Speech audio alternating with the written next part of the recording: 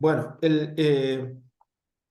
no, si les parece, a mis coorganizadores daremos inicio formalmente a este evento.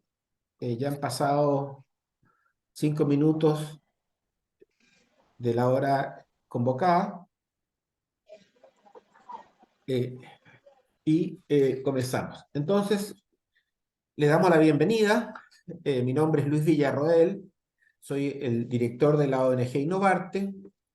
Y a nombre de esta y las demás organizaciones convocantes a este webinar, que son la Red del Tercer Mundo, la Acción Internacional para la Salud de Perú, la campaña feminista de la vacuna para la gente, la campaña Vacunas para la Gente de Latinoamérica y la Red por una Globalización con Equidad, les doy la bienvenida y agradezco su asistencia.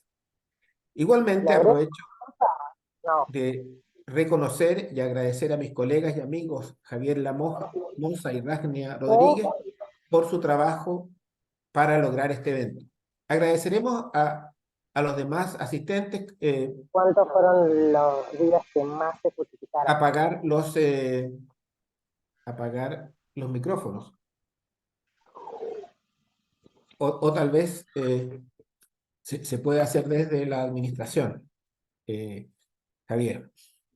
Bueno, la reunión de hoy tiene como objetivo difundir las propuestas que son apoyadas por las organizaciones de la sociedad civil del sur global en el marco de la reforma de las regulaciones internacionales de salud de la OMS, así como informar sobre las problemáticas que informan y los desafíos que nos presenta esta negociación. Ahora, dada la complejidad del proceso y la cantidad de subtemas para esta sesión solamente nos enfocaremos en algunos de ellos, particularmente en las propuestas relacionadas con equidad y acceso y distribución de beneficios. Esperamos naturalmente que esta sea la primera de varias reuniones. A modo de contexto, les debo recordar que actualmente hay 3 procesos en paralelo a nivel internacional en busca de mejorar el actual marco normativo que permita la preparación y las respuestas a las emergencias sanitarias internacionales. Estas incluyen la negociación de un instrumento de preparación para las pandemias, también hay una declaración de alto nivel de Naciones Unidas y la reforma a las regulaciones de salud internacionales que datan del año 2005, la versión actual, que es justamente respecto a lo cual trabajaremos en esta jornada. Esta reforma, este proceso, se inició por la decisión 150, número 3 del Consejo Ejecutivo de la Organización Mundial de la Salud y la decisión 75 de la Asamblea, todas del año 2022. Este proceso, de acuerdo a como señalan la Organización Mundial de la Salud, se basa en las lecciones aprendidas de los diversos paneles de revisión que examinaron el funcionamiento de las regulaciones y la arquitectura global de seguridad sanitaria durante la pandemia de COVID. Actualmente los Estados miembros están considerando más de 300 enmiendas propuestas a 33 de los 66 artículos de las regulaciones y 5 de sus 9 anexos, además de 9 nuevos artículos y 2 nuevos anexos primero. El grupo de trabajo que revisa esto en la OMS, que se denomina el Grupo de Trabajo sobre Enmiendas a las Regulaciones Sanitarias Internacionales, con la sigla en inglés que escucharemos WGIHR, debe proponer un paquete de enmiendas para consideración de la 77ª Asamblea Mundial de la Salud el año 2024. La próxima reunión del trabajo será la próxima semana, por lo que esperamos que esta reunión nos sirva para calentar motores a la sociedad civil para entrar con propuestas más precisas. En términos del programa, a continuación tendremos 2 presentaciones de expertos de la red del tercer mundo y luego 2 comentarios de especialistas de la sociedad civil latinoamericana. Los invitamos a hacer preguntas por el chat, ya que Después de las dos primeras presentaciones, haremos un espacio para recibir 2 o 3 preguntas específicas a las presentaciones. Luego pasaremos a los comentaristas, recibiremos 2 o 3 preguntas para los comentaristas, para luego abrir un espacio de comentarios y observaciones abierto durante 20 minutos. Entonces, sin más, dejo con ustedes al primer presentador, el, de la red del tercer mundo, señor Gopa Kumar. Gopa lo conocemos los amigos, que es un investigador senior y asesor legal de la red del tercer mundo. Él está basado en Nueva Delhi y trabaja en temas de salud desde que existe la salud. Gopa, you have the floor.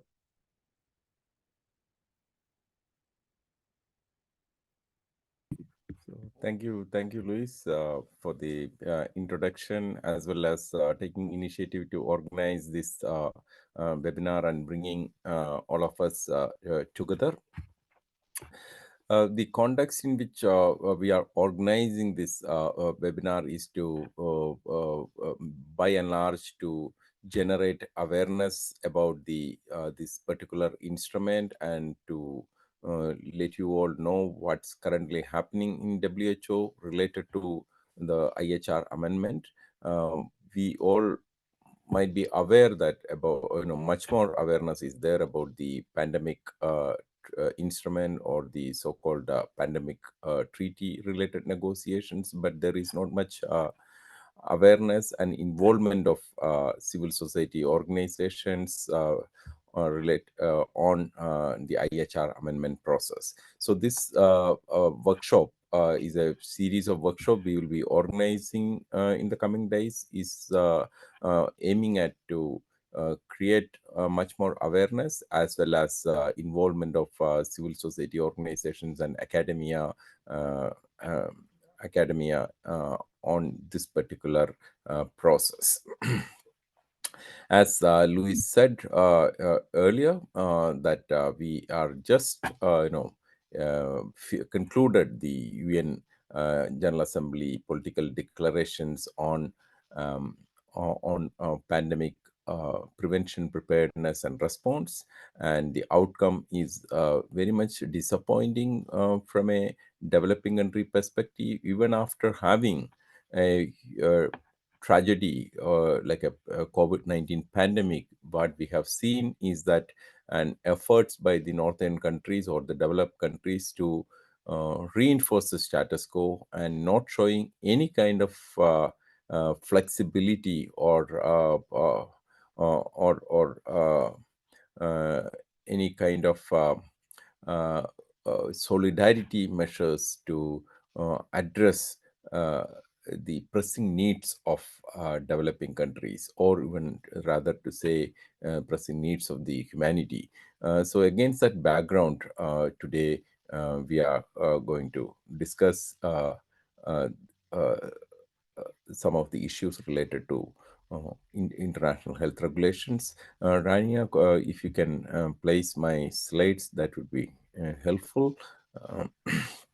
So as the title shows that my presentation is focusing primarily on the IHR to give a flavor of things for the next presentation, as well as for the commentators to comment.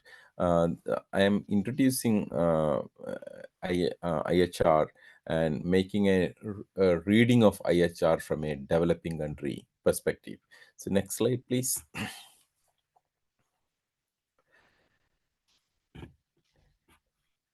Next, I think it's we jumped the slide. Yeah. So what is IHR? IHR, as all of us know, is the only legally binding instrument related to health emergencies and response, which enjoys the wider membership. There are certain regional arrangements, but this is the only, what we can say, an international legally binding instrument having the membership of 196 countries, and which is established under Article 21 of the WHO Constitution. This is very important to keep it in mind, because this instrument does not require a ratification. A simple majority um, in the World Health Assembly to adopt IHR is good enough. Then those countries who do not want to associate with IHR has to inform WHO that we are not party to it. So normally in an international treaty, what happens is that after the signature or after the adoption of the treaty, every country has to deposit an instrument of ratification saying that their willingness to be party to that treaty. Then only that treaty will be come into force, as well as that treaty will be binding on the people who, sorry, the countries who ratified that. Mere signature in a treaty is not uh, make that country uh, to obey by the provisions of the that legal instrument. But in the case of IHR, mere adoption at the World Health Assembly, that too without any any with a simple majority. You don't need to have any two-third majority. A simple adoption by the World Health Assembly is good enough, and the moment it is applicable to all WHO members. So that's the beauty of this instrument. And currently, 196 countries are party to that. There are countries put certain reservations on certain provisions, but by and large, it is applicable. So, what is the purpose and scope of IHR? The purpose and scope is learning from the history that every country has their own set of quarantine rules and their own rules for regulating traffic and regulating movement of goods during an outbreak of disease. As a result, that created problem of movement of people and movement of goods.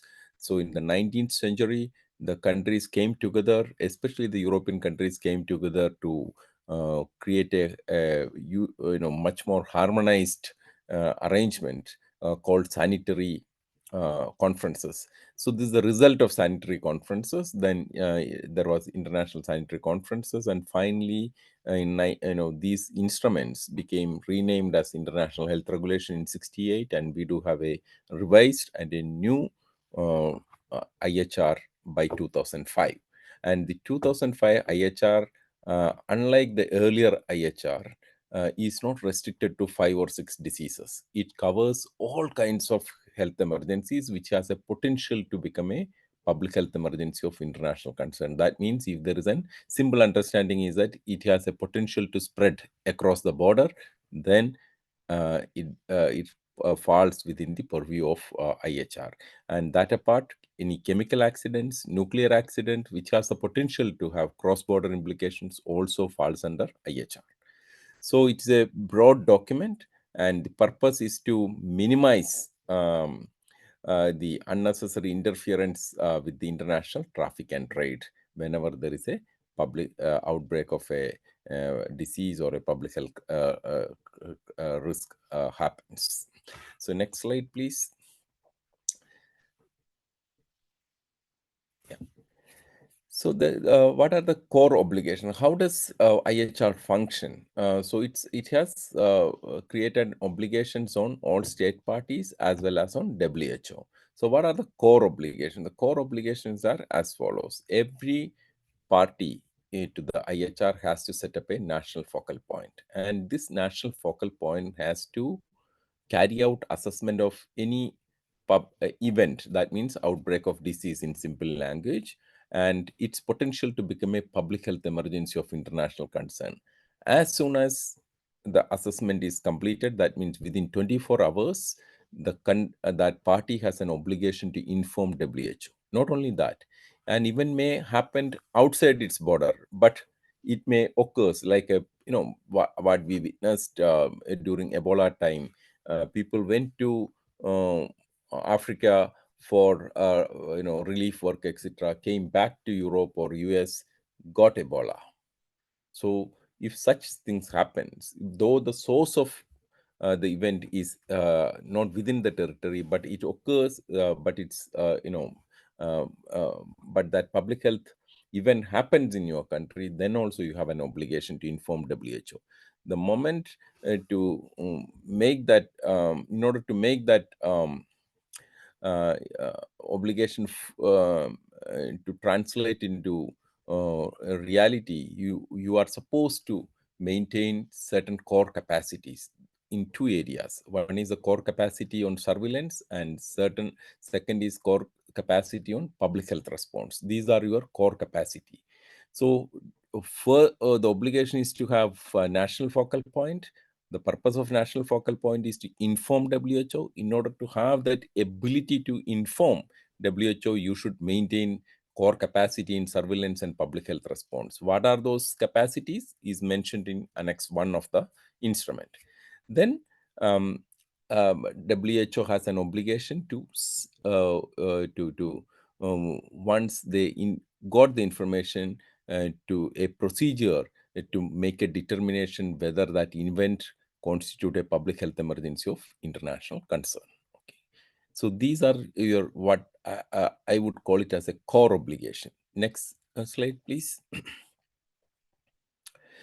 Then, apart from these core obligations, the IHR spell out the details of what kind of points of entry in a country you have to maintain. What are the things? What are the infrastructure and system minimum systems and infrastructure you should maintain?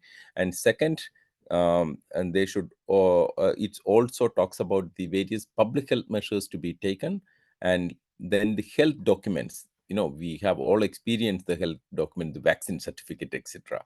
So the various health documents, what is the format, what should be the content, these are all spelled out in IHR.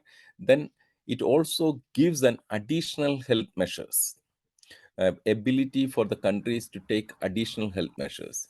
So whenever there is a public health emergency of international concern is declared, then WHO comes out to certain recommendation. But every country has the freedom to take additional health measures. But all of us should be aware of the fact that this provision is one of the most misused provision, in the sense countries always go overboard and put travel restrictions, etc. Please recall the event of when there was Omicron outbreak happened. Immediately, a few countries responded by imposing travel ban on 6-7 countries, which the only mistake they committed was that they informed in time that, okay, we have found a new variant.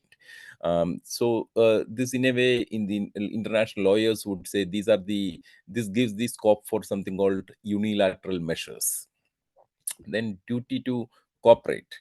It does talk about, IHR talk about countries to work together and to cooperate, and it's also created duty to cooperate obligations on WHO, but everything is qualified, saying that to extent possible. So to extent possible, you ask a lawyer, can say that in a way you can bypass it, saying that, but still you have a burden to show that, oh, why it is not possible.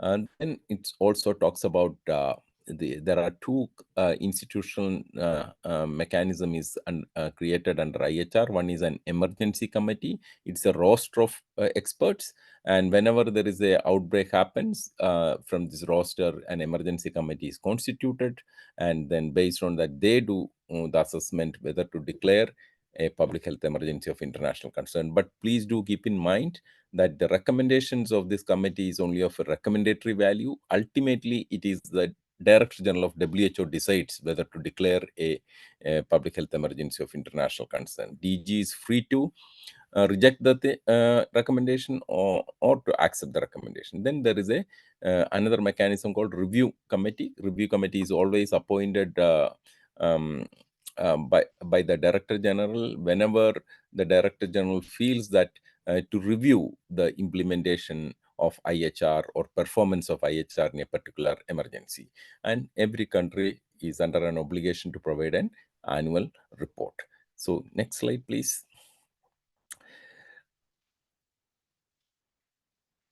Yeah. So now, if you look at what are the issues of concern related to IHR, in one word, we can say it's a lack of equity in the whole arrangement. So what are those? I have listed a few things here. The most important thing is that it's a development blind instrument. because the surveillance capacity and the public health response capacity, it treats everybody on an equal footing. It is not taking into account that there are development divide exist, and there is a lack of capacities, lack of technologies, lack of financial resources among countries, and therefore there should be extra assistance should be given. How do we give it? It should have been given by creating an obligation on the developed countries to proactively assist in public health. We always say that nobody is safe until everyone is safe. So here, the developing countries are asked to undertake an obligation which is beyond their means to fulfill. So therefore, it is important to take into account the common but differentiated responsibilities in health, because it's a collective responsibilities of humanity. And if nobody is safe until everybody is safe. And second, there is, as I told you, there is an obligation to inform.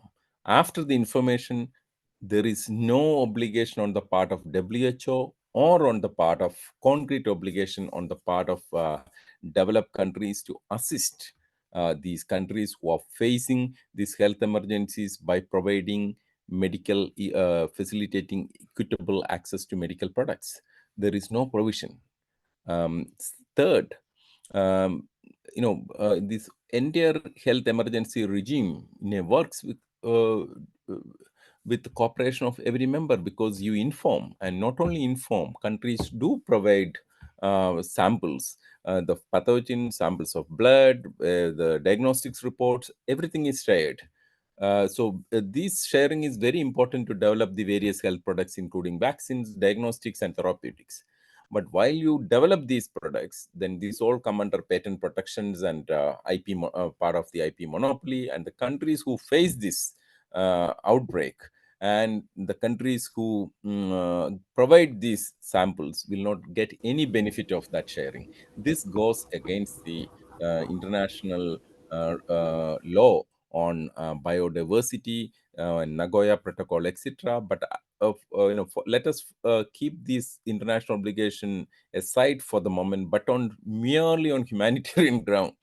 They are not getting it. Now we know that the MSF has come out with its publication on Ebola, access to Ebola treatments. These remedies are not available. These products are not available where the Ebola is happening. They are at the mercy of donors and other countries. And it is also I told you, Article 44 talks about duty to cooperate, but it is heavily qualified.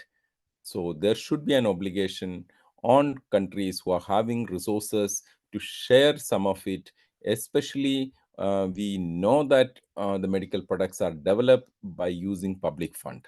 So it is important to share these technologies with the either WHO or with a set of countries who are having the manufacturing facilities, with an obligation to share whenever such emergencies happened, to scale up the production and provide to countries who need this.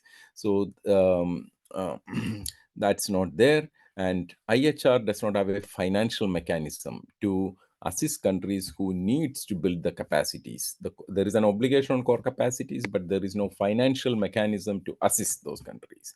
And lastly, there is no effective governance mechanism. Every treaty, we know that, okay, there is a conference of party or a meeting of parties to discuss the issues related to implementation and to address that. But IHR, it's all discussed in World Health Assembly. Many of you have attended World Health Assembly, so you know that in the World Health Assembly, a country gets 3 minutes, and IHR is an agenda, but it only gets 3 minutes to speak, and within 1.5 hours they finish the agenda item. So we need to have a much more structured governance mechanism. And also, one of the features of the I don't say a feature, a unique drawback of IHR governance mechanism is that there are various programs to assist IHR implementation, but that's are all outside the IHR. There is something called joint joint evaluation of, that means a panel of experts goes to a country and look at the evaluation of a particular country's capacities, core capacities. Um, uh, it is called joint external evaluation. So this is not part of the IHR provisions, but it is carrying out independently. And many of these recommendations, all the time goes beyond IHR. It may ask you to implement many things which are not really incorporated in the IHR instrument. So there are voluntary reporting. Based on the voluntary reporting, the core capacities have been listed, but there is no follow-up action. So much of your initiatives to strengthen IHR has no accountability to report to the governing mechanism. So that's the important feature of IHR governance. So we need to address these issues to bring equity. So how many more minutes? I have only 2 more slides. Luis, how many more minutes I have? Yeah. Okay. Next slide, please.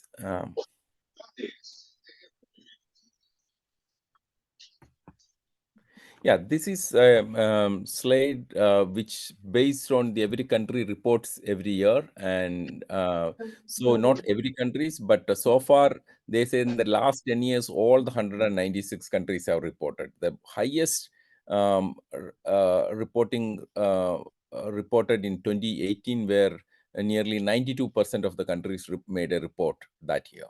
But anyway, this is based on the latest report. This is the capacities existing in various regions. So on around 11 IHR core capacities they have identified as part of the reporting. So please do keep in mind that these capacities have not been fully listed, but some of them are based on IHR. But anyway, so this is the 11 or 12 parameters. So based on that, Africa has the core capacities around 45%, America 70%, 66% is the Mediterranean region, Europe has 74%, and Southeast Asia 60%, and Western Pacific region 68%. So the global average falls somewhere around 65%. So this clearly shows the need for bringing more resources and more technologies to assist the countries to enhance the implementation. Otherwise, there are major holes, and whatever countries who are having the resources do may not be sufficient, because until and unless we should, until and unless we fill the gaps, we are not safe. Next slide, please. This is my last slide. So one more slide is there, but considering these drawbacks, WHO has taken a decision in the 150th meeting of the executive board. But this decision is also reflected in the World Health Assembly decision on IHR amendment. So therefore, this is the core decision. That's why I'm quoting here, and it says, such amendments, that's IHR amendment, should be limited in scope and address specific and clearly identified issues, challenges, including equity. So equity is identified as most important pillar of the amendment, or focal issue to be addressed as part of the amendment. So my colleague is going to explain what are the proposal came up to address the equity issues as part of the amendment. So my next slide, that's the concluding remarks. Yeah. So what I'm trying to convey is that IHR currently works based on a colonial legacy. That is that because of the biodiversity and climate diversity is existing in our part of the world, most of the outbreak happens in our part of the world.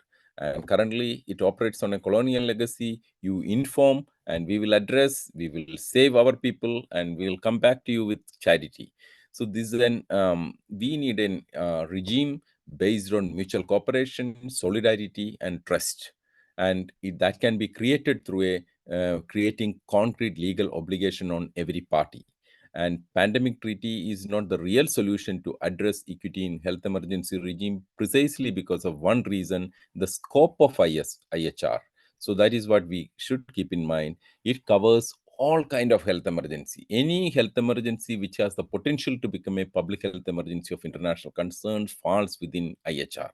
Pandemic treaty, of course, equity is important and it's an important initiative, but it covers only the pandemic, not public health emergency of international concern. So pandemic, in a simple way, what is a pandemic? Pandemic is a much more elevated level of a public health emergency of international concern. So IHR is the foundational instrument. If equity is there in that instrument, even we would be automatically gain the ability to prevent a public health emergency to become a pandemic. Therefore, it is important to address equity in IHR. And one argument many developed countries are putting forward is that Article 21 of the WHO Constitution, under which the IHR is created. So that basically gives the Health Assembly to come up with regulations. So it talks about the A, that is where the IHR is emanating from. Article 21A. It talks about the World Health Assembly shall have authority to adopt regulations concerning sanitary and quarantine requirements and other procedures designed to prevent the international spread of disease. So the developed countries will read sanitary and quarantine requirements. They don't read other procedures.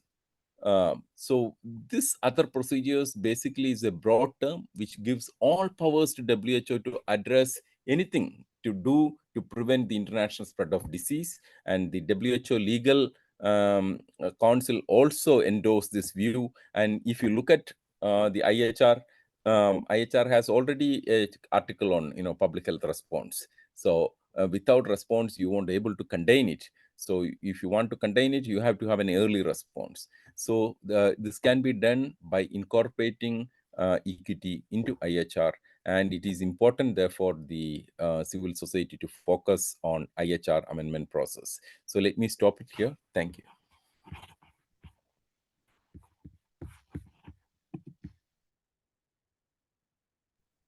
Muchas gracias, Gopa, por esa interesante exposición que revisa el contexto y los gaps, los vacíos que tiene la actual regulación. Vamos a hacer un pequeño cambio en el orden de los expositores, dado que el doctor Carlos Cáceres, que es comentarista, está con un problema de agenda, ya que estamos un poquito atrasados Hola. en el desarrollo del seminario. Entonces, nuestro amigo Nitin ha tenido la amabilidad de dar su aquiescencia a que el doctor Carlos Cáceres hable a continuación. El doctor Carlos Cáceres Palacio es médico con maestría en salud pública y un doctorado en epidemiología de la Universidad de California en Berkeley. Es profesor titular de salud pública en la Universidad Peruana Cayetano Heredia, donde actualmente ocupa el cargo de vicerrector de investigación. Carlos tiene un tremendo currículum, así que no se los voy a leer completo. Y tengo el agrado de darle la palabra al doctor Carlos Cáceres, quien nos hará comentarios desde Perú, desde Latinoamérica, que es justamente donde estamos todos. Don Carlos, tiene la palabra. Muchas gracias, Luis. Agradezco mucho esta invitación y realizo esos comentarios con respeto y con prudencia porque tienen que ver con la salud de muchas personas y tengo que hablar pensando en lo que puede ser más práctico y, digamos, más apropiado a partir de la información de la que dispongo, ¿no? Hablo, obviamente, a título personal y no soy un experto en esa temática, pero tengo elementos, creo, suficientes para compartir una opinión informada. Además, he colaborado en varias oportunidades con la OMS, ¿no? Y donde tengo mucho respeto por profesionales de primer nivel, ¿no? Pero al mismo tiempo conozco que en el pasado se han expresado reservas sobre la independencia de la OMS, de intereses corporativos, y también sobre la respuesta que tuvo frente a la pandemia. Entonces, estas son críticas constructivas.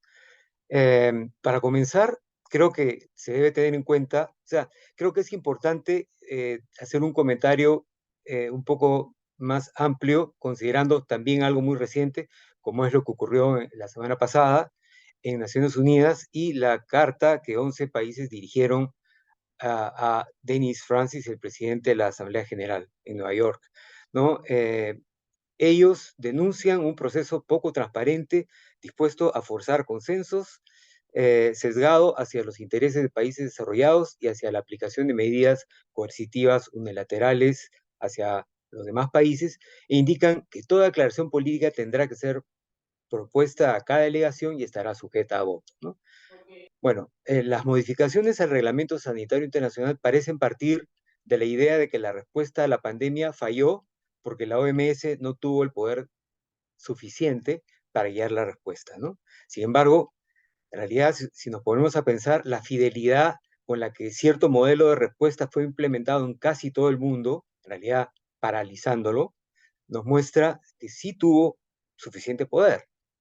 La implementación del mismo, de este modelo, no fue exitosa, ¿no? Actualmente se reconocen muchos errores en dicho modelo, incluyendo la falta de voluntad de la OMS para discutir, por ejemplo, el posible origen no natural del SARS-CoV-2, que no es un tema lateral, porque, digamos, si es que existen circulando estos virus, entonces hay otro tipo de medidas que tienen que adoptarse. No se trata de una respuesta a un virus natural, tal vez, ¿no?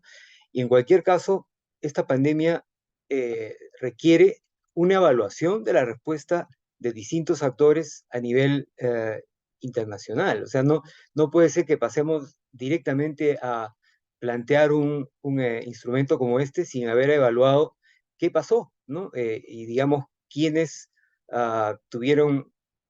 fueron más acertados y quiénes fueron menos acertados, porque de repente estamos planteando que se repliquen modelos que no han funcionado. Ahora, yo creo que circulan críticas en varios documentos y entrevistas, ¿no? Yo he tenido acceso a documentos, a entrevistas, por ejemplo, a parlamentarios del Reino Unido, de la Unión Europea, de Australia, de otros países, o grabaciones de sus alocuciones en sus parlamentos, organizaciones de derechos humanos, redes internacionales de profesionales de salud y ex empleados de la misma OMS, ¿no?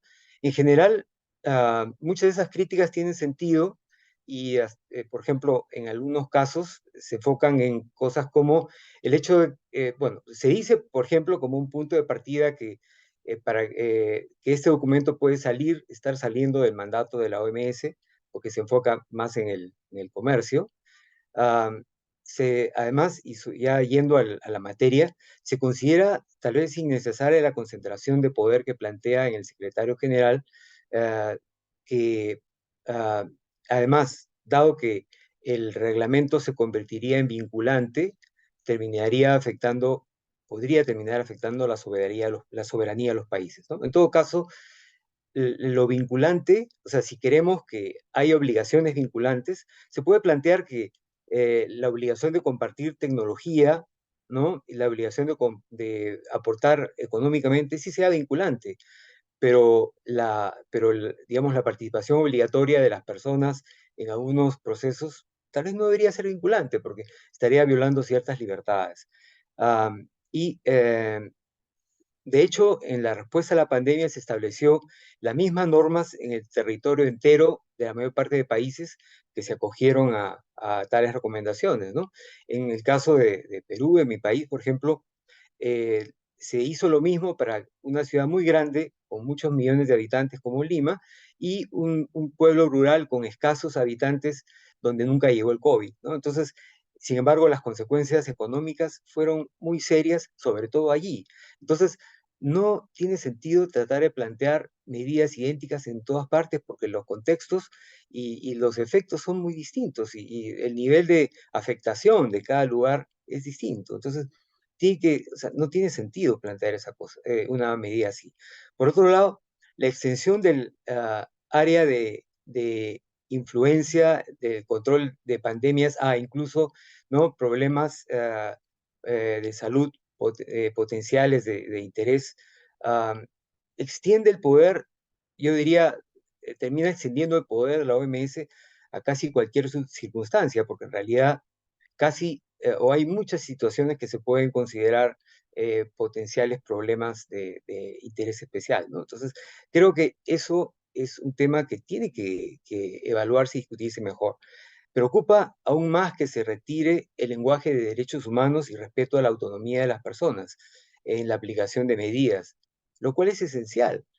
Creo que uno de los mayores sinsabores que se dio en la respuesta a COVID fue el hecho de que mucha gente se sintió eh, eh, coactada a, digamos, desarrollar medidas que podrían haber tenido alternativas y que ahora, eh, con posterioridad, hemos visto que no eran tan útiles.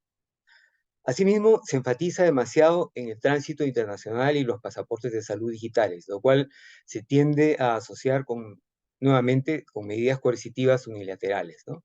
De hecho, considerando la limitada efectividad, ¿no?, que actualmente está observándose en las vacunas, ¿no?, o la pérdida de efectividad, y las actuales dudas que también se han presentado y hecho públicas de manera amplia acerca de efectos adversos, no tendría sentido establecerlas como requisito para el tránsito. O sea, ese tema, por ejemplo, sobre el cual hay muchas preguntas, tiene que ser dilucidado antes de plantear una medida como esta. La equidad nunca debe ser excusa para forzar un procedimiento médico, especialmente si consideramos, o sea, pensemos en el caso de África, ¿no? Ciertamente no tuvo acceso a las vacunas, pero la mortalidad por COVID en África fue la menor del mundo. Y eso, por ejemplo, no digo que no se deba llegar a África con la tecnología, por supuesto que sí, pero tenemos que entender qué pasó en África. ¿Por qué el no haber tenido acceso a vacunas no significó una, digamos, epidemia mucho mayor, sino todo lo contrario? Entonces, yo creo que tenemos que actuar racionalmente e ir avanzando poco a poco de acuerdo a la evidencia que tenemos delante nuestra.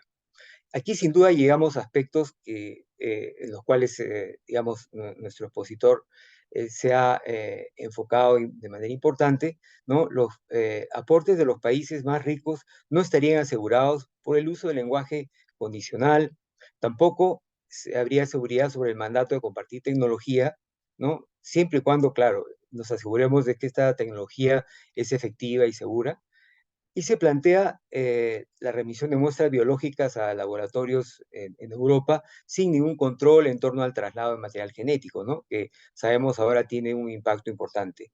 En realidad, entonces, llegando a concluir, si el conjunto de medidas señaladas se llevara a efecto y cayera en manos que no tuvieran el bienestar de la humanidad como un interés principal, podría ser, digamos, muy útil para una avanzada autoritaria, ¿no?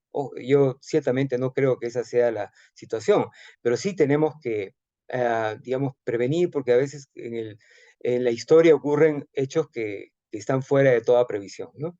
Y sabemos que ahora, por ejemplo, la inteligencia artificial tiene una capacidad enorme para procesar información y bueno, puede ayudar a una iniciativa de ese tipo, ¿no?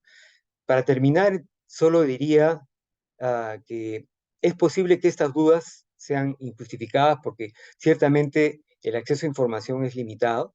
Ah, es posible que las intenciones sean las mejores, ¿no? Pero entonces es importante atender los pedidos, por ejemplo, de la Carta, y es necesario responder a las críticas que se vienen realizando desde múltiples actores, lamentablemente sin suficiente espacio en los medios de comunicación, ¿no? La transparencia será clave para la legitimidad de un proceso como este. Nada más, muchas gracias. Muchas gracias, Carlos. abrimos entonces ahora un periodo de 5 minutos para preguntas dirigidas a Gopa y el doctor Cáceres antes de pasar al siguiente bloque. Mientras esperamos las preguntas del público, yo quisiera preguntarle a Gopa cuál es, digamos, cómo él podría considerar el nivel de importancia de avanzar preferentemente con el tratado de pandemias o las regulaciones internacionales sanitarias, o ambos son necesarios e importantes. ¿Gopa? Uh, Thank you, Luis. I think both are equally important, but if you look at this from a equity perspective, so a pandemic may occurs, maybe once in 100 years, or maybe now we are saying that that 100 years may be reduced, maybe in next 50 years, or there is a talk about an disease X which may come. But at the same time, while we are facing the current pandemic, the COVID-19, we have faced 3 public health emergencies of international concern. So from this, there would be more public health emergencies of international concern than a pandemic. So if we, end of the day, it is a public health emergency of international concern grew and elevated to a level and becoming a pandemic. So therefore, if we do not have the tools and a regime to contain a public health emergency of international concern, what we call it in English as what they call nib it at the bud, then there is we are risking of more and more pandemic. So therefore, of course, certain disease does not have the potential to become a pandemic. That also true, but what the humanity is going to face more and more public health emergencies of international concern due to various reasons, including climate change. So we should have a regime to address it comprehensively. So otherwise, in simple way, we say that we let us imagine we have a pandemic instrument, comprehensive instrument, including effectively addressing equity issues. Still, that will all be operational for a pandemic situation.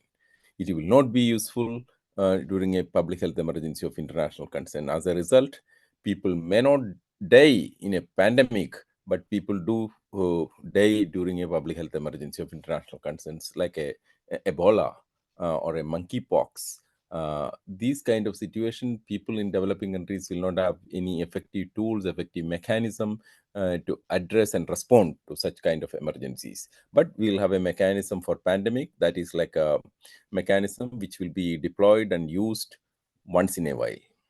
So we need to have a mechanism which to address the public health emergencies of international concern. Therefore, IHR is in a way is a fundamental instrument, and equity should be on that in that instrument, so that in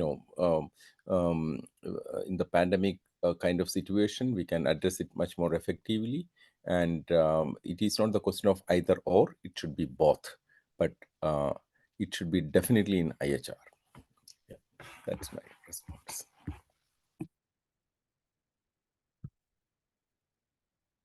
Muchas gracias, Copa. Acá hay una pregunta de Gabriela Carolina que consulta respecto a las enfermedades endémicas y el impacto que generan a nivel global. ¿Cuál creen que va a ser la influencia de la inteligencia artificial y cuán marginados quedan de esas influencias países sin desarrollo o poco acceso a la tecnología? Yo creo que Carlos, que fue el que enunció el tema y abrió el apetito por la inteligencia artificial, podría contestarla. Bueno, una pregunta interesante. Lo que podría decir es que, bueno, la inteligencia artificial ha venido desarrollándose a pasos agigantados, pero digamos, sin mucha propaganda, hasta fines del año pasado, y el año pasado, a fin del año pasado, resulta que tenemos un sistema bastante avanzado y, digamos, mucha capacidad de la cual tomamos conciencia recién.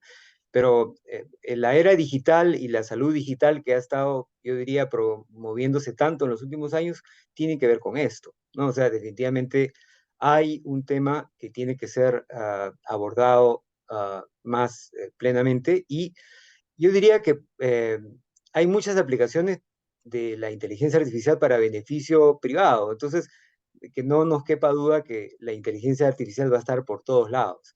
Lo importante es que también para beneficio público se pueda gozar del aporte de la inteligencia artificial, y ahí va a ser necesario que todos empujemos, ¿no? O sea, yo diría que sí va a estar, porque hay muchas posibilidades de uso privado para beneficio de algunos, ¿no? Y lo que tenemos que lograr es que el beneficio sea mucho más amplio, y que no solo sirva para obtener información, digamos, que otorgue ventaja comercial, sino para resolver problemas reales, ¿no?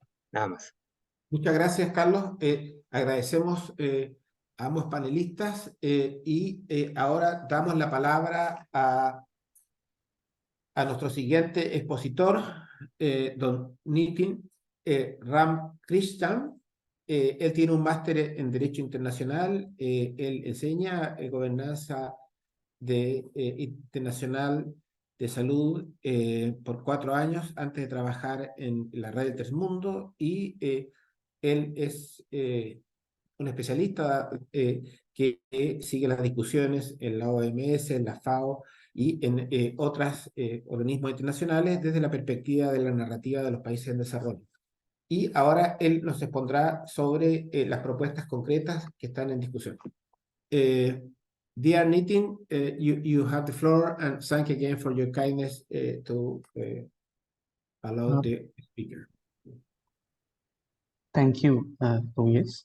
I just want to pause a minute and ask if there are more questions to Carlos, and if you need to address it before he leaves, it's fine to wait for another 5 minutes or so, if required. Yeah.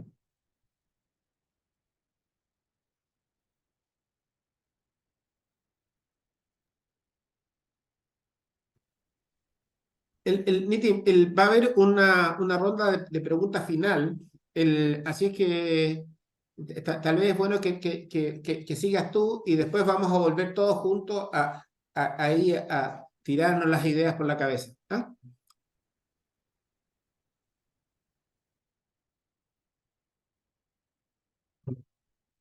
All right.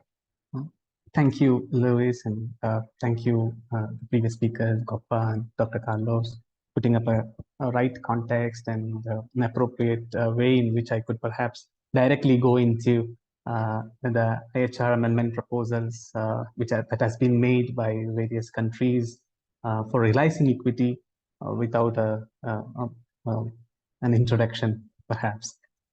So let me go into it straight. My objective is to pick up some of the IHR amendment proposals placed by developing countries to realize equity within the IHR. So we have clearly understood from the presentations of Goppa as well as Dr. Carlos that there is a gap in the existing international health regulations, and that gap is widening, especially when it comes to equitable access to health products, technologies, etc. So we will see what they are. But just this first slide is about 10 groupings, 10 classifications made by the WGIHR Bureau. Now, when I say WGIHR Bureau, is the Working Group on Amendments to International Health Regulations. They have classified the proposals received from around, there was around 14 submissions where 10 individual countries have submitted and 4 group of countries have submitted proposals. They've been classified into 10. Not all of them are related to equity. So this presentation will only discuss those related to equity. So let's see what are those major proposals for realizing equity, especially placed by developing countries. Firstly, there is a proposal to prioritize health system strengthening resilience in the implementation principles. So Article 3 of IHR speaks about certain principles when principles of implementation when state parties implement the health regulations as well as measures under them. So one of the important principle added to it or amended or proposed to be added to it is prioritizing health system strengthening. This is also reflected in an amendment proposal to the Annex 1, where capacity building is being discussed. So it is it's basically trying to support developing countries who really in need of expanding their primary health capacities, hospital health capacities. So that's why this has been proposed. And then there is this proposal for application of common but differentiated responsibilities in capacity building. It's because there's as just we saw that there is a lot of capacity building obligations coming under this proposed under IHR. Is resource intensive. There is a lot of need for financial contribution as well as technological assistance has to be there, and this has to come by recognizing the difference in capacities relating to technology as well as finance. So developed countries would have to necessarily provide a larger international assistance to developing countries in capacity building, especially through technology transfer as well as financial contributions. There is another proposal which is about disciplining unilateral additional health measures taken by state parties. Just a few minutes ago, Carlos was talking about powerful states taking actions, powerful ways in which certain health measures are taken. Gopa was talking about how the Omicron incident discriminated against developing countries. So there are certain proposals from developing countries to bring a little bit more of a mechanism or of a process in terms of adopting certain additional health measures. And if there is a requirement to adjust it, if one country is exceeding or not doing, or if an health measure is taken up by one state party is discriminatory in nature or is excessive in nature, then to regulate it, to adjust it, to request the country to adjust that health measures. Just a process has been elaborated in one of the amendment proposals. There is also another interesting amendment proposal to establish an implementation committee to address the lack of governance. There is also another proposal to establish financial mechanism to ensure that there is a predictable flow of financial resources to developing countries for building up their capacities as well as responding to health emergencies when it occurs. There is also a very interesting proposal for establishment of an access and benefit sharing mechanism. This is placed in the context of United States proposal to require states to share their genetic resources in the form of sequence information, where the pathogen material is sequenced and their genetic sequence information is shared, and when it is shared, there needs to be a commitment that the vaccines or diagnostics or medicines developed out of those developed using such shared resources needs to be shared back to the world as it's a global public good. So that's also an interesting proposal. And then there is this main proposal, which I'm going to address in a detailed manner in this presentation, is the proposals for ensuring equitable access to health products, technologies, and know-how. It comes in Article 13 and new Article 13A. Let's see what they are. So Article 30 speaks about public health response to health emergencies.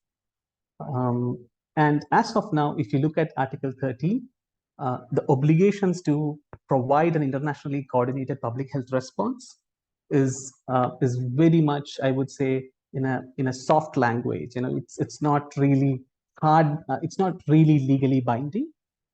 So if a country is not really cooperating with the rest of the state parties or WHO in order to provide a proper response to a health emergency happening in one of the neighboring countries or a pandemic like COVID-19, there is no such real ways to create or trigger out certain legal consequences for that omission to act.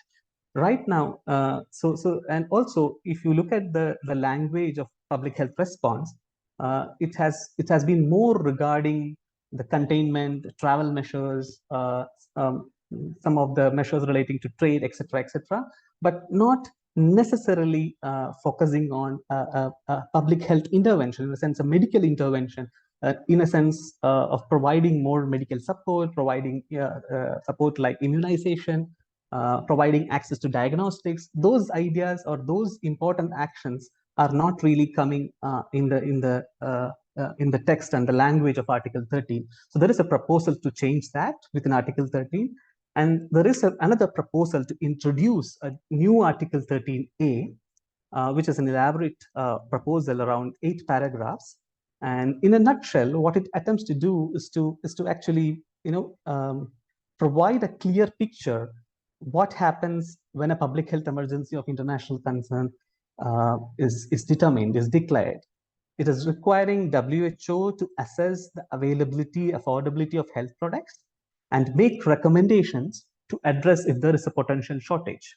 And now parties are mandated under this proposal to comply specifically with these recommendations. So it's, this is where Dr. Carlos was talking about, it's very difficult, or it's concerning that WHO is gaining more power, and he wants to limit the binding recommendations to specific areas. So here, the proposal is like that. The proposal actually picks up the need for equitable access to health products and technological resources, and ensures recommendations regarding that is legally binding.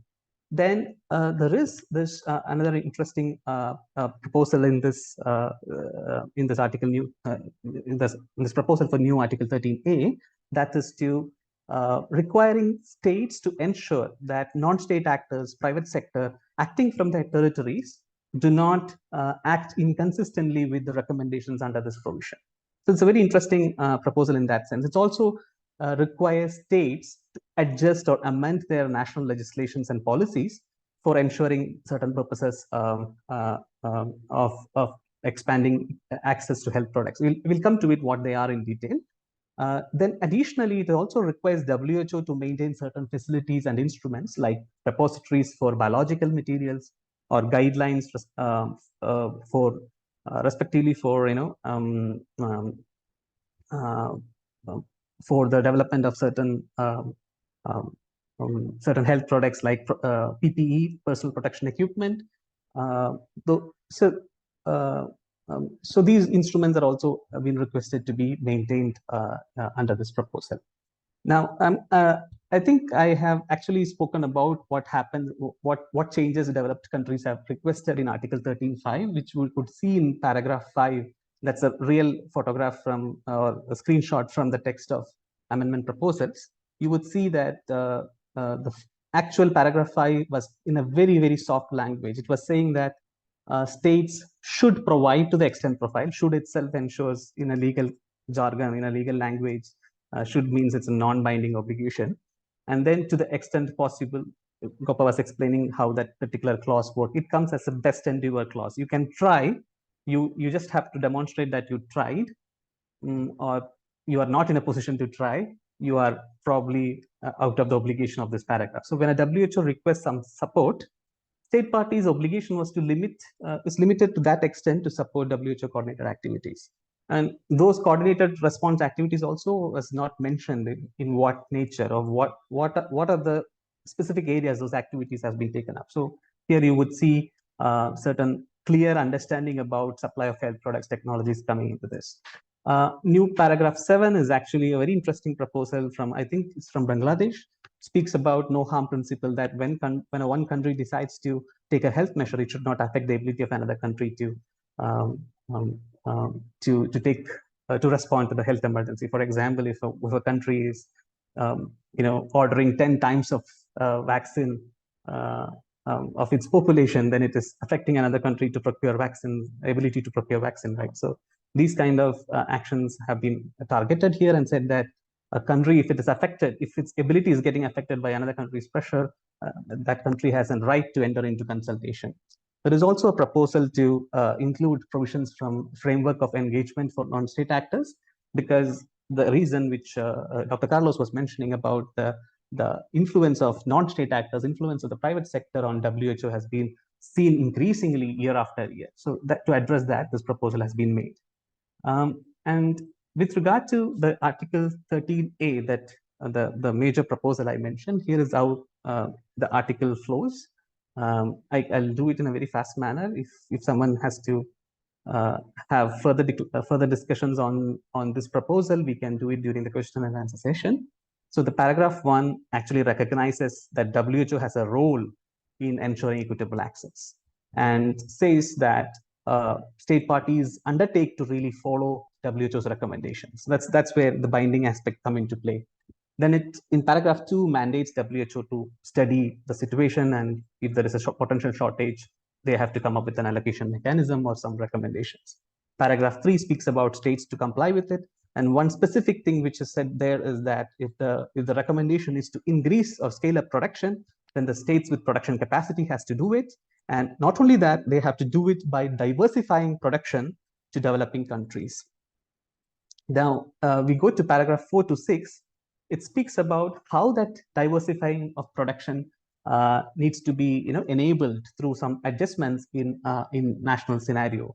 The first one is paragraph 4, where it says that their national intellectual property protection laws should have certain exemptions and limitations, such that in a public health emergency, the technology could be easily transferred for facilitating manufacturing or exporting and importing health products.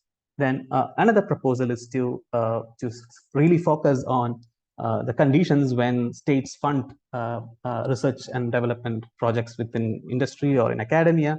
When the states fund, it is required the states to ensure that they place a clause by which they can actually use or assign the rights over such products and technologies come out of that research and development project to potential manufacturers, especially in developing countries, to expand production.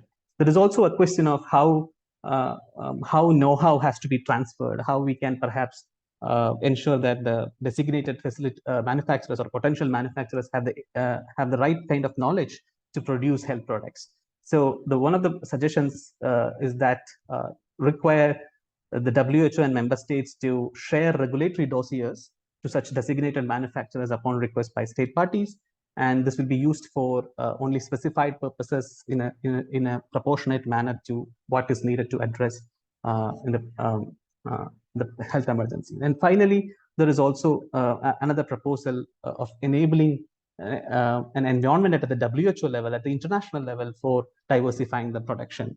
That's through a kind of facilities and guidelines which WHO has to be made. I've mentioned them in the slide. You can refer to the slide once we share it.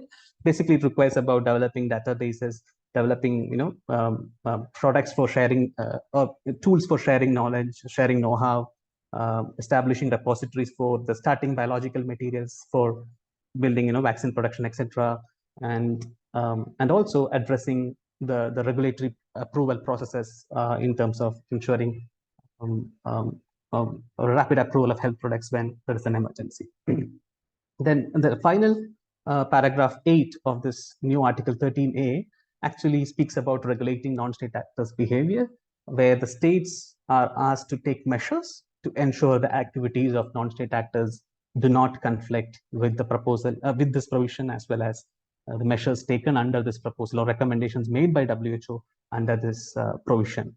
And some of that is basically to comply with the measures recommendation itself, and to supply requested quantity to WHO and other state parties as prescribed by the allocation mechanism, to request them to donate a certain percentage of their production to the request of WHO, publish pricing policy transparently, sharing technologies and know-how for diversification of production, depositing cell lines and other biological materials in WHO repositories, as well as allowing for the sharing of regulatory dossiers.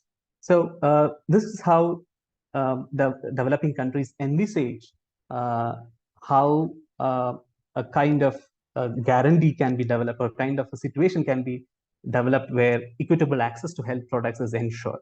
Now, when this has been proposed, what is the response to it? What is the current state of play? The thing is, as Gopa was saying, there is a kind of push to downplay these proposals. And also there is a kind of high resistance from the developed countries to maintain the status quo with regard to this. So they push many of these proposals to informal meetings and ask countries to negotiate, explain, and further negotiate in the informal processes. And of course, this started when the developing countries had a very significant proposal saying that equity first. We will settle upon equity amendment proposals initially, and then we will speak about rest of the proposals coming from developed countries or other parties, which speaks more about surveillance or rapid sharing of information, etc., etc. What is the gap? The gap is equity, and we need to finish it first. That was the proposal, or that was the negotiating agenda from developing countries, but their proposals have been pushed to informal meetings. And there is a deviation in the progress in the informal meetings, because there are certain informal groups on many of these proposals, and each of the groups have different progresses. For example, there is an amendment proposal from, I think, a developed country, I'm not naming it, under Article 4, to speak about national authorities, how they implement IHR 2005. And that informal group, or that informal meeting, has gone to an extent where the co-chairs have developed a new text combining proposals from various parties and persuading the actors to have an early harvest approach towards giving a consensus to Article 4 text. If you look at the proposal for financial mechanism, this is more discussed in briefings rather than negotiations. So even today, there was a briefing by the World Bank and G20 delegates on how the pandemic fund and rest other financial mechanisms helping on financing health emergency preparedness, etc. It's not really negotiated. And then there is as I said, as Gopal was saying, there's a constant attempt to say proposals to realize equity in IHR are not required. Most of them are addressed by the intergovernmental negotiating body for the pandemic instrument, the new pandemic treaty, or whatever it is. So we don't have to duplicate it, which is a wrong understanding, because pandemic treaty cannot actually cover all the issues of, or cannot address all the issues of equity which we are facing under IHR.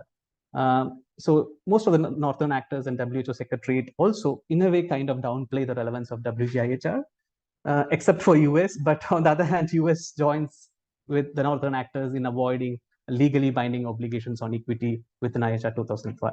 So the last slide of my presentation is what CSOs need to do to realize equity in IHR. We need to really mobilize or generate public opinion and put pressure on WHO member states.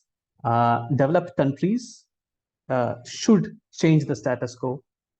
They should understand that health emergencies are not everyday events. They are exceptional cases which needs to be addressed through legally binding obligations, not just through business as usual solutions and networks. Then there is developing countries who should, they should also be pressurized not to agree to maintain the status quo on equitable access to health products. We have seen the same terminology of voluntary transferring of mutually agreed terms, etc., coming up in the UN geopolitical declaration on pandemic prevention, preparedness, and response. This kind of an approach cannot be accepted under IHR or pandemic instrument anymore. We must understand there is already an obligation to share,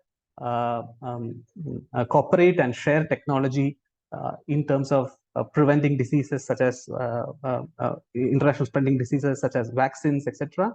Under Biological Weapons Convention. There is already an obligation which we have taken up. So that needs to be highlighted, and we should ensure that there needs to be a predictable mechanism, a predictable atmosphere where technology would transfer to developing countries, and there would be equitable access to health products. And finally, as CSOs, we should focus on WGIHR as well, the same way we focus on the intergovernmental negotiating body, because IHR is an existing legal instrument. We need to ensure that its gaps are properly addressed. We are yet to see what would be the future of the new pandemic instrument, when it would be adopted, when it would be ratified, when it will enter into force. All these questions are there, but public health emergencies of international concerns are continuing to happen even today. So it is important for us to ensure the gaps in equity are addressed in IHR text. That should be our real focus. We should have real focus and real pressure to ensure that equity is addressed within IHR. Thank you.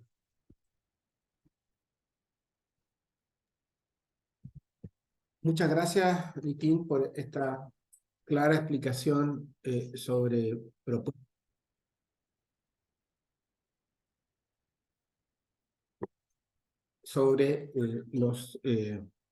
las propuestas que hay sobre equidad. Ahora damos la palabra a doña Natalia Echegoyen-Berry. Tuve que practicar varias semanas para poder decir lo que dije. Natalia es, además de ser una gran amiga del acceso a la salud, es coordinadora del Grupo de Preparación y Prevención de Pandemias de Vacunas para el Pueblo, Latinoamérica y el Caribe. De profesión, ella es abogada con un magíster en salud pública y una especialista que sigue muy atentamente el proceso en la OMS con relación al tratado de pandemias como las regulaciones internacionales. Natalia, tienes la palabra. Bueno, Luis, muchísimas gracias por la presentación, a Ragnar también, a Nitin, Copa, Carlos, Javier también que están ahí, a la gente también de Vacunas para el Pueblo que están coorganizando también este evento. Bueno, agradecer y celebrar también este espacio para que podamos pensar junto con otras y otros cuáles son las medidas y qué es lo que podemos hacer para promover mayor equidad en estos procesos de discusión. Como sabemos, digamos, la pandemia justamente puso en evidencia el fracaso de la arquitectura y de la gobernanza sanitaria global para dar respuesta oportuna, eficiente, pero por sobre todo equitativa a la pandemia, ¿no? Visibilizó la debilidad preexistente de los estados, sobre todo de los estados del sur global, para hacer efectivo el derecho a la salud de la población, pero también para cumplir con los deberes de protección y de cooperación internacional, ¿no? Trajo problemas sanitarios, económicos, sociales, jurídicos, sin que los países tengan herramientas, procedimientos o instituciones coordinadas, tanto a nivel nacional, regional y global, o con estas instituciones que pueden resultar insuficientes, ¿no? Teníamos un reglamento sanitario que tiene más de 100 años, que ha tenido diferentes denominaciones, y sin embargo el reglamento sanitario no se cumplió, pero también existieron países que tuvieron imposibilidad de cumplir, ¿no? En esto no es solamente que faltó la cooperación o que los países adoptaron posturas nacionalistas, unilaterales, sobre todo los países del norte, sino que también muchos de los países de la región estaban en condiciones asimétricas y desiguales en relación a sus sistemas de salud para brindar una respuesta adecuada. Entonces, el RCI, el Reglamento Sanitario, tiene debilidades, tanto del diseño, por eso se está planteando una enmienda, como de implementación. ¿Qué hizo la comunidad internacional? ¿Qué hizo la Organización Mundial de la Salud? ¿Qué hicieron los países? ¿Qué hicieron los países del sur? ¿Qué hicieron los países del norte, ¿no? En el cumplimiento de las recomendaciones. Se habló mucho del incumplimiento de las recomendaciones, pero me parecía importante también mencionar que es necesario evaluar a la luz de la pospandemia en qué consistieron esas recomendaciones, si esas recomendaciones fueron oportunas, si también se basaron en evidencias, qué consensos también o qué consecuencias aparejaron esas recomendaciones, ¿no? Sabemos que actualmente, como está redactado el reglamento sanitario, se establecen relaciones de dependencias, de colonialidad, digamos, entre los países del sur y del norte, de desigualdad, y hasta el momento las enmiendas que se plantean no logran revertir esas asimetrías entre los países del norte y del sur. Sobre todo, ¿por qué? porque no están cuestionando los modelos implícitos que están detrás de los instrumentos internacionales, ¿no? La Organización Mundial de la Salud es un actor que tiene implicancias, digamos, geopolíticas en la región. Y en eso es importante mencionarlo. ¿Por qué? Porque también promueve un determinado modelo de salud y es responsable también de cómo se fueron configurando los sistemas y servicios de salud en Latinoamérica y en los distintos países del mundo, pero particularmente en los países de Latinoamérica o del sur global, ¿no? Hay una respuesta que todavía se piensa bajo un modelo biomédico, de vigilancia, tecnoasistencial. Todo esto es necesario, claramente, pero a su vez todo esto está en un marco, en un paradigma de seguridad sanitaria global, ¿no? Donde los países del norte determinan gran parte de las políticas que se implementan, no solamente sanitarias, en el sur global. Entonces, los procesos abiertos, como se mencionaban, son 3 procesos, y esto habla también de una mala metodología, ¿no? Porque tenemos el Tratado de Pandemias, tenemos la Declaración Política de Alto Nivel sobre Prevención y Preparación de Pandemias, y tenemos la enmienda al Reglamento Sanitario Internacional. Todo esto quisieron que sea participativo y que participen las organizaciones de la sociedad civil, las cuales también estamos intentando, digamos, participar en estos procesos.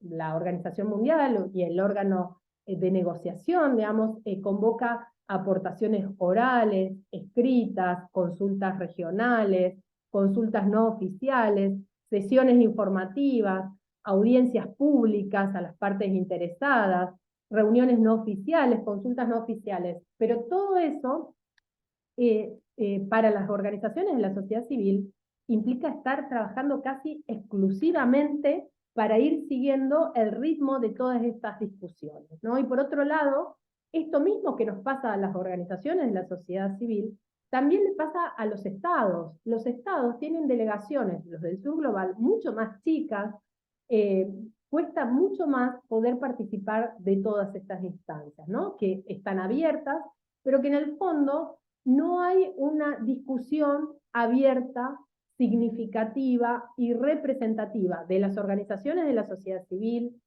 de los sindicatos, de las asociaciones profesionales y de otras organizaciones que son importantes, y de los usuarios, ¿no? Que es importante que tengan representatividad. Porque sabemos que después la pandemia tiene repercusiones, ¿no? Por otro lado, hay una cuestión que me gustaría dejar en claro, que es importante pensar el producto, digamos, qué es lo que vamos a terminar teniendo, si es un reglamento modificado con estas enmiendas, pero también hay todo un proceso que debería darse de otra manera, con una determinada metodología, que no estén superpuestos. O sea, si bien se está haciendo un acento muy importante en que son procesos complementarios, lo cierto es que hay repeticiones, también hay omisiones de cuestiones que son importantes abordar, ¿no? Entonces, es necesario, desde una pedagogía de la pregunta que hablaba Paulo Freire, seguir preguntándonos sobre qué rol tuvieron los países, qué rol queremos que tenga la Organización Mundial, qué rol queremos que tenga la comunidad internacional, qué rol le estamos asignando al sector privado en la respuesta a la pandemia, ¿no? ¿Qué rol tienen actualmente y qué rol queremos que tengan para la prevención de la pandemia? ¿Cuáles son los paradigmas sobre los que se construye la arquitectura jurídica sanitaria internacional? ¿Cómo podemos pensar los instrumentos internacionales para que sirvan para los países del sur global, ¿no? Sí me parece importante también que justamente un punto central que fue mencionado también es que existe esta desigualdad en el acceso a productos, a tecnologías y a conocimiento, ¿no? Que con las reformas actuales considero que no van a poder ser revertidos, ¿no? ¿Por qué? Porque sigue teniendo un rol protagónico la regulación de la propiedad intelectual y de las patentes sanitarias, ¿no? Entonces, en la medida en que no podamos pensar la propiedad intelectual al servicio de los derechos humanos, la propiedad intelectual como un producto social y que tiene que cumplir una función social, difícilmente vamos a tener equidad sanitaria, ¿no? Es el acceso a tecnologías sanitarias, vacunas, insumos críticos como fue el oxígeno, tienen que tener una perspectiva de bienes públicos mundiales. Es necesario revisar desde nuestra perspectiva también el rol de la Organización Mundial de la Salud y sobre todo de la Organización Mundial del Comercio, evaluando, digamos, el impacto que estos organismos y que las políticas que determinan y las recomendaciones que formularon tienen en la configuración de nuestros sistemas de salud en los países del sur global, ¿no? Vemos algunas medidas, digamos, como para no extenderme demasiado y después en todo caso abrir al debate. Me gustaría, digamos, como pensar algunas medidas para la equidad. Es interesante porque la OMS en su propia página menciona que ellos buscaron, hacen preguntas y responden, digamos, para fácil acceso, y dice, ¿qué deficiencia buscamos subsanar justamente con los instrumentos internacionales? Y menciona 3, ¿no? Acuerdos mundiales de preparación y respuesta bajo el paradigma de una salud, el financiamiento sostenido y previsible para la preparación y respuesta con cargo en los presupuestos nacionales, ¿no? La respuesta a la pandemia está cargada en los presupuestos de los países. Y los mecanismos de gobernanza para incrementar la cobranza, ¿no? La gobernanza y la confianza. Ahí nos mencionaba justamente Nitin las reformas, digamos, en los distintos párrafos para aumentar la capacidad de producción, para diversificar la producción. Una de ellas, digamos, en el párrafo 4 dice que los estados tienen que prever exenciones o limitaciones en sus leyes nacionales de propiedad intelectual para facilitar la fabricación, la exportación y la importación.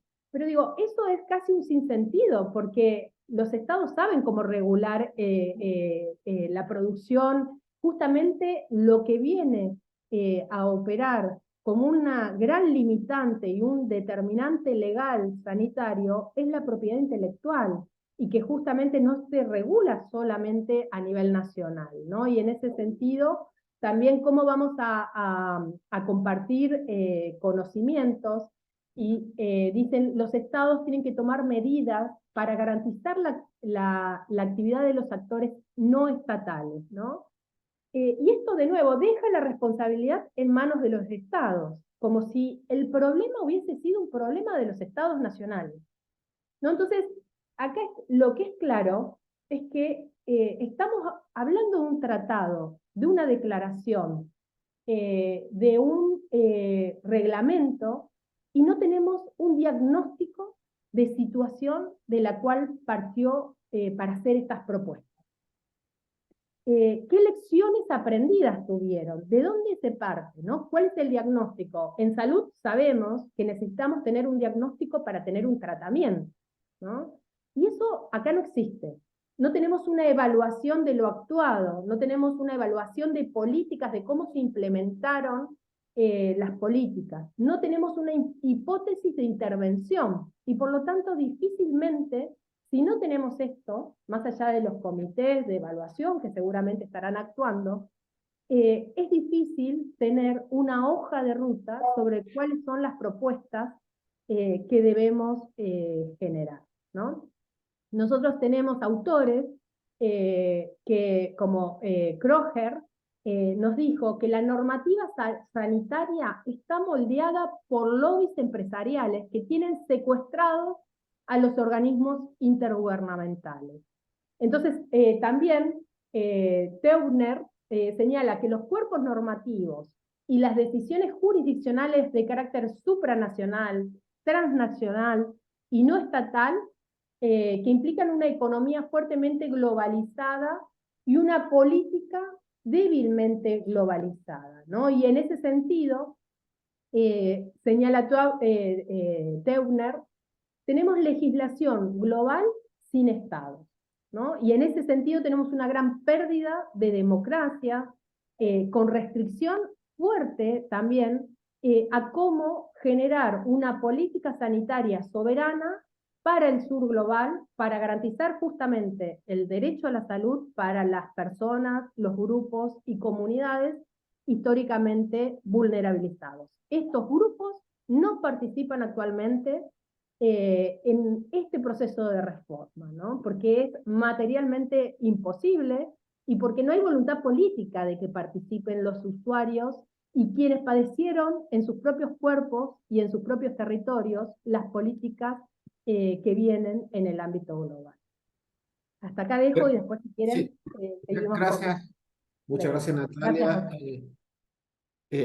También gracias a Nitin. Estamos sobre la hora y así es que yo voy digamos, a condensar algunas de las preguntas. Hay dos o tres preguntas sobre el tema de propiedad intelectual y en este momento yo invitaría también si quieren responder, también Gopa y Carlos, que puedan también, si están interesados en hacer un comentario. Está el tema de propiedad intelectual. Estaba sin video, perdón. Estamos en el tema de propiedad intelectual que se vincula con la transferencia tecnológica, con el acceso a productos, a equidad. ¿Consideran que la respuesta que se está dando a propiedad intelectual en la reglamentación es suficiente? ¿Cómo se debería tratar?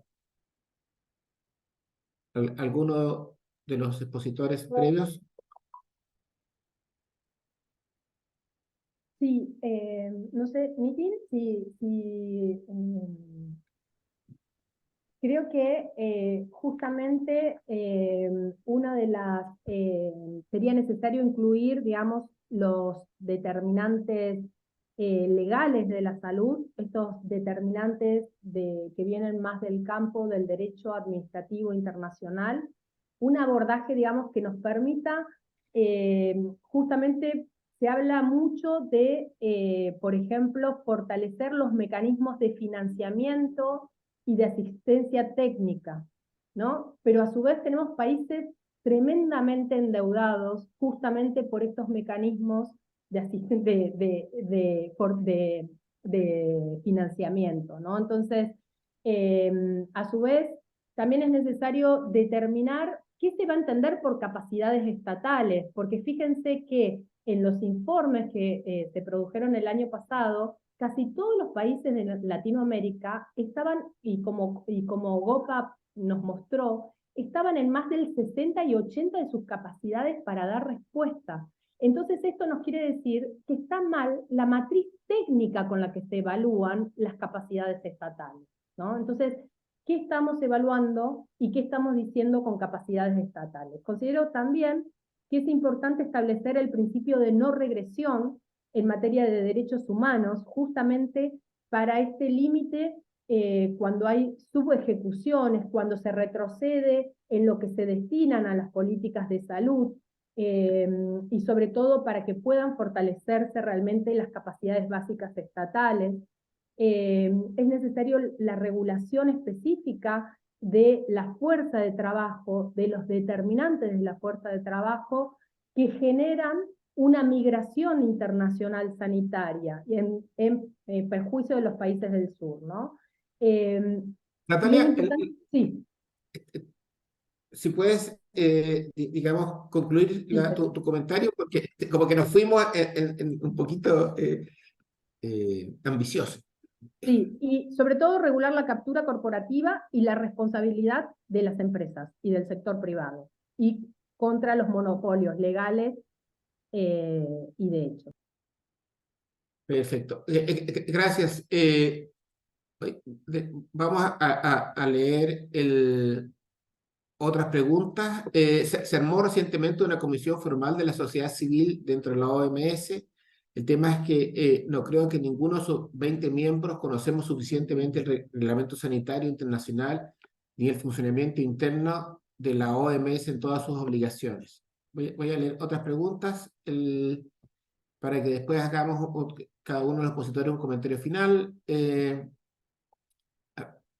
Otra pregunta es, ¿cómo hacemos para que la propiedad intelectual sea transferida a la órbita de la OMS y no quede en la OMC, lo que impide calidad y equidad?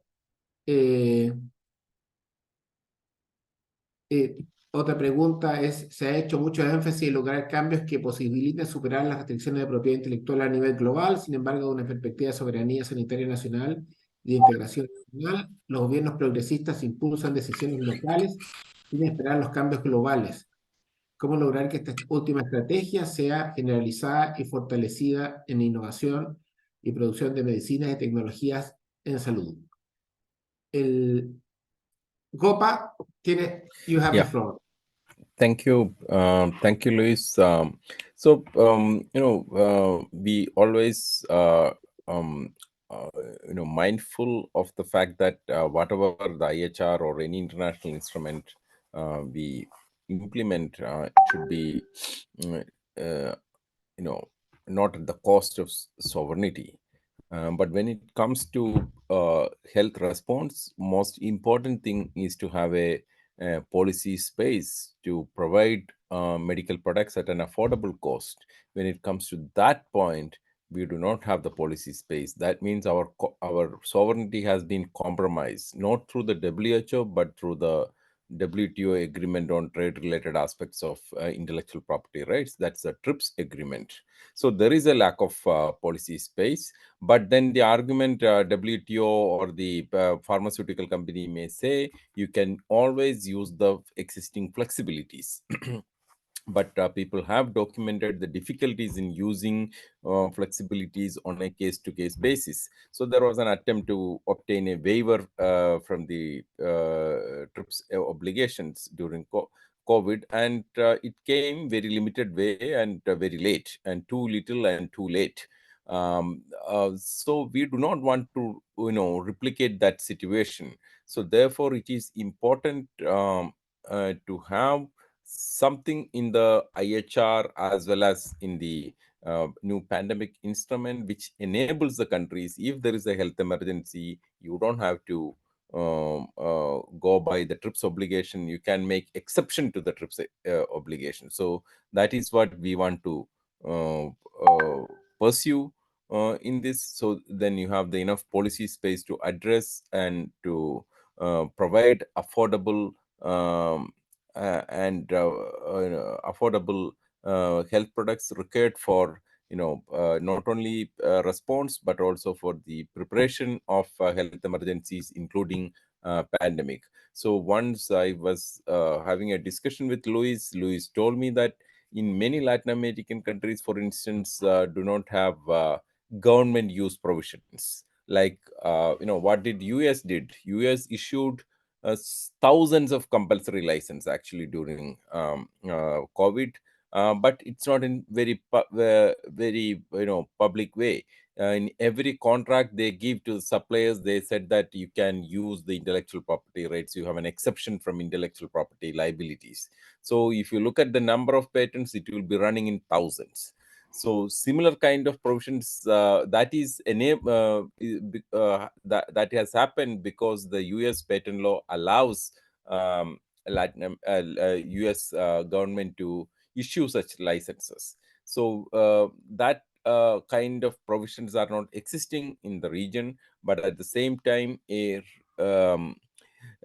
reference in the pandemic instrument or IHR saying that and health emergency constitute an exception to the TRIPS agreement. TRIPS agreement does provide certain exceptions and limitations, which health emergency falls within that limitation. That reassertion, reiteration would enable us to tell our government saying that, look, we should have this provision. So this is what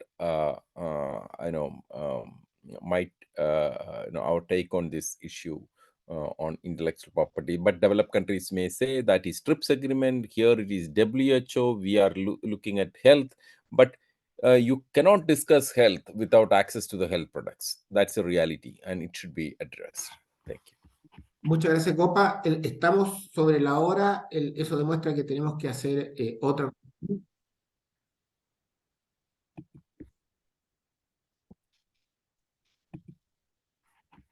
Perdón. Entonces, yo les agradezco su participación. En realidad, un tema que es un desafío, tanto en lo político como en lo técnico. Y quisiera dar la palabra a mi amigo Javier Lamoza y a Ragnia para que den un comentario de 2 minutos final y yo desde ya me despido. Ragnia, Javier. Sí, gracias Luis, gracias por las presentaciones, a Gopa, a Niti, a Natalia y a Carlos que no están. Yo creo que hay varias preguntas y varias inquietudes que están en la mesa, ¿no? Y creo que esto da para un segundo evento de poder comenzar a desarrollar y a responder las muchas inquietudes que están en la mesa. Sí me queda claro, es el tema de la necesidad de un diagnóstico para poder hacer propuestas eficientes. Eso es clave, porque hay un fondo, y el fondo es el modelo de propiedad intelectual que no está respondiendo y seguimos parchando, no estamos solucionando el problema de fondo. Por otro lado, se necesita transferencia tecnológica, la liberación de las patentes y el financiamiento para poder desarrollar tecnologías que estamos enfocándonos muchas veces en ARN mensajero, que no ha funcionado en la oportunidad como fue el hub de Sudáfrica o lo que se desarrolla en Brasil. Pero no estamos también mirando tecnologías que se han desarrollado sin transferencia tecnológica y con financiamiento limitado como son las 2 vacunas que se desarrollaron en Cuba. Y que si esas vacunas que se desarrollaron en Cuba hubiesen tenido el apoyo y el soporte financiero suficiente, probablemente la respuesta en América Latina hubiese sido diferente. Entonces, esa tecnología y esa experiencia no está mapeado en la discusión y por lo tanto no la estamos observando. Entonces, lo importante de un diagnóstico muy fino para poder tener una receta adecuada.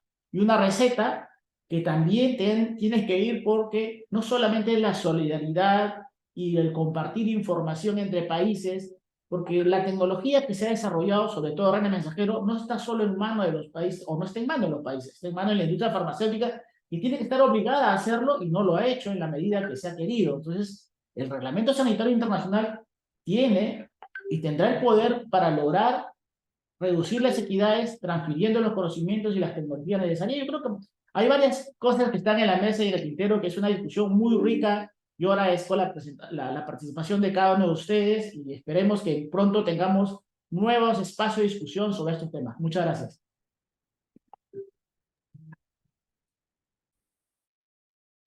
Gracias, Javier. Si yo puedo añadir algo muy breve, es que tocando en puntos que mis colegas han traído, como Natalia y Gopa, yo creo que no podemos olvidar los efectos detrimentales que la pandemia de COVID ha tenido sobre género, ¿no? Como las mujeres han sido especialmente afectadas y no solo las mujeres, pero también tenemos que tener un enfoque que considere otros determinantes sociales, ¿no? Como la orientación sexual, la identidad de género, la clase, la etnia y muchos otros. Entonces yo añadiría al comentario de Gopa que además de development blind, ¿no? Como cego al desarrollo. Las propuestas de los países del norte son también ciegas en relación a género.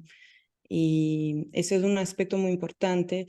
Y sus propuestas, ¿no? La de los países del norte son muy basadas en aspectos biológicos que suelen olvidar y negligenciar aspectos estructurales como es el género. Y yo creo entonces que ese es, además de una discusión que envuelve los movimientos sobre acceso a medicamentos, envuelve a todos, envuelve a los movimientos de trabajadores, a los movimientos feministas y bien.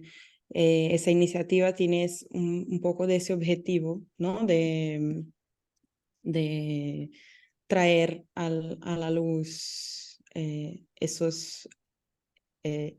importancia que queremos dar al tema y también de reunir diferentes movimientos. Yo solo añadiría que tenemos en el 2 de octubre la próxima reunión del Working Group on IHR y después, si yo no me engaño, yo creo que en diciembre, yo tengo acá las fechas para compartir. Sí, en el 2 de octubre, la próxima reunión del Working Group on the Amendments of IHR. Después, en diciembre, la sexta reunión y entonces en enero el grupo de trabajo va a someter el paquete final de revisiones. Entonces, tenemos un tiempo muy corto y urge, ¿no? que los movimientos también estén más pendientes de ese tema. Muchas gracias a todos. Nitin, te estabas pidiendo la palabra. Nitin, you have the floor. May I just want to clarify a few things that the proposals from developing countries, I've been personally observing that the proponents of those proposals were actually quoting from several reports, several studies which happened during COVID-19 about the WHO and member states' response to pandemic. They were very specific about their proposals. Each proposal, they were substantiating why multiple reports speak about certain issues associated with. So it seems to be a very well thought out proposals. And I also know about a process where the entire Africa region went into a regional consultation in their, I think, Afro region meeting in 2022 before they proposed these texts into it. And most of the equity proposals come from them. Of course, there are Mercosur, Bangladesh, India, Malaysia, supporting many of these proposals. And finally, it's also, I think it's an opportunity to decolonize IHR, right? That's how we look at it. Like if we can actually come out with a proper legally binding obligations to serve humanity, to serve the people, to serve human rights, then we would be actually decolonizing the existing kind of text of IHR. We need to look forward for it and mobilize ourselves towards it. Thank you. Please. Okay, thank you very much. Muchas gracias. Buenas tardes, buenas noches a todos los asistentes. Le haremos llegar a los correos el link con las presentaciones, el correo que hayan puesto en su registro. Gracias de nuevo a Natalia, Gopa, Nita, Carlos, Javier, Ragna y todos los que han hecho posible esta reunión. Un abrazo. Muchas gracias. Muchas gracias. Muchísimas gracias, Luis. Gracias. Gracias. Muchas gracias. Thank Muchas gracias. you. Thanks a lot. Gracias, Ana, Carlos. Muchas gracias. Adiós. Que estén muy bien.